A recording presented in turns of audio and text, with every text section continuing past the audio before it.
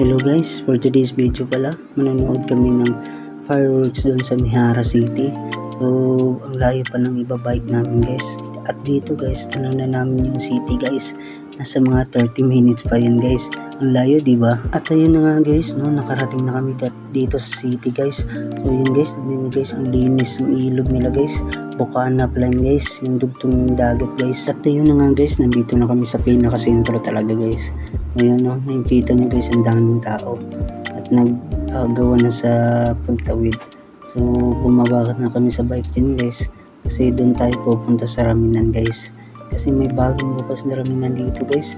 Masarap daw sabi nila, kaya pupuntahan namin. At ito na nga, nakarating na kami dito sa Raminan na bagong bukas ng August 3 guys. Tignan nyo guys, bagong bukas pa lang yan guys. Sobrang sarap daw dito guys.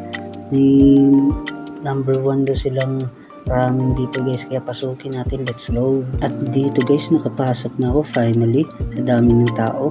Nagulat ako guys, machine pala yung babayaran natin guys bago maka-order guys.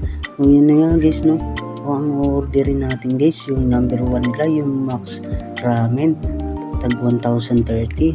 So yun yung orderin natin guys. So yan, tapos guys, hulog tayo ng pambayad guys. Tapos yung 1,000 natin guys. Ngayon guys, pipindutin yun guys. Ganyan dito guys. Grabe guys, no, automatic na, no. Di ka napipila sa cashier para mag-order. So yan guys, antayin na lang natin yung order. At habang nag-aantay pala kami dito guys, may magjowa dito. Maghihiwalay din kayo, ate, kuya. Pasensya na, nasama kayo sa video ko. At dito naman guys, nandito na kami sa table namin.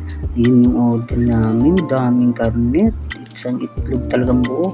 At dito guys, nagulat ako, self-service pa lang kanin nila dito guys. Kaya kumuha ako dito ng 2 sandok guys.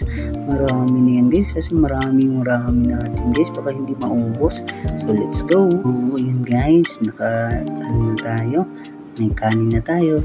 Nandito na yung ramen natin. Syempre, unang tikim para sa buong bayan. Titikman natin din guys. Sarap din guys. Sakto lang yung lambot ng noodles guys. Tapos syempre titikman rin natin yung seaweeds guys. Sarap. Sarap, the best talaga yung ramen nila. Ito yung number 1 na ramen na ano nila guys, binibenta dito. Ang lalaki pa ng noodles guys. Hindi ka talaga magsasawa dito guys. Pag syempre every week maganda talaga pumunta dito guys, para maging ano mo naman yung sarili mo guys. So tignan nyo guys, nagmumukbang na ako nyan guys. Syempre guys, tinikman ko na rin yung ano nyan guys, yung karne guys. Titikman ko rin yun guys, kasi gusto ko masubukan yung lasa kung gaano kalambot yung karne niya. Ito guys, titikman natin yung karne guys. Pagtikim mo guys, wow, saktong lambot. Hindi talaga nakakaano yung ano guys, kahit medyo mantikain guys. Grabe. So dito guys, binilisan ko yung kain ko dyan guys. Grabe, yun lang guys kung gaano ako katakaw dyan guys. Grabe talaga, the best talaga yung ramen dito guys. Tingnan nyo yung seaweeds guys. Grabe yung bahanat ko dyan guys. Nagulat ng mga kasama ko guys, kasi ako yung naunang kumain sa amin. Ang dami ng ramen namin guys. Ako lang nakaubos talaga guys. The best talaga yun guys. Sobra talaga guys.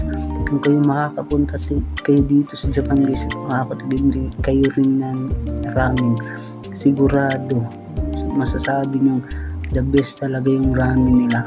Kaya pala kadalasan sa anime guys, nilalabas nila yung ramen katulad sa mga Dragon Ball, Naruto, mga ganun guys. Nilalabas nila yung mga the best nilang pagkain dito guys. Yan yung ramen talaga guys. Grabe, sarap guys. The best talaga. Ubus na pala yung kanin ko dyan guys. Siyempre, so tama na yung kanin natin guys. Unlimited rice naman sila guys, kaso hindi na yun kaya guys pag dinagdagan ko pa. Dito guys, patuloy lang ako sa kain guys para maubos itong ramen ko, kasi sa sobrang dami guys. Grabe, sold na sold talaga yung 1,000 dito guys. Ang dami pa ng karne guys. Grabe. So syempre guys, para di tayo mabilaukan, inom muna tayo ng tubig. Yan, laklak to boy. Yan. Yan, inuubos ko na yung noodles din guys. At yung may natira pa kasing karne dyan guys. Kaya inuubos ko na rin guys para matikman na natin yung masarap na itlog na nilaga nila guys. Ito pala yun guys. Tingnan nyo guys. Wow, ang sarap ng itlog na yun guys. Malasadong malasado. Sakto talaga sa hinalo nila sa ramen. Grabe talaga yung sobrang sarap talaga ng ramen dito guys. Grabe, sobra. Yun guys, naubos ko na yung mga laman ng yung noodles, seaweeds, yung gulay, tsaka yung karne, at tsaka yung itlog. Kaya dito guys, patingin-tingin ako dito guys. Baka may nakatingin sa akin kasi grabe talaga guys. Ako na lang yung nahiya sa mga kasama ko guys. Tingin ako dyan guys kasi ganito gagawin ko guys Oh, let's go. I-copy natin guys. Ganyan ginawa ko guys.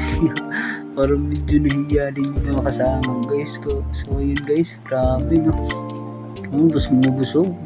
Tignan yung pinggan ko guys, ang linis. Parang di na kailangan hugasin yung pinggan ko guys, sa sobrang linis. Yun guys, tapos na kami kumain. Nanood na kami ng fireworks. Tignan nyo guys, ang ganda ng fireworks talaga dito sa Japan guys.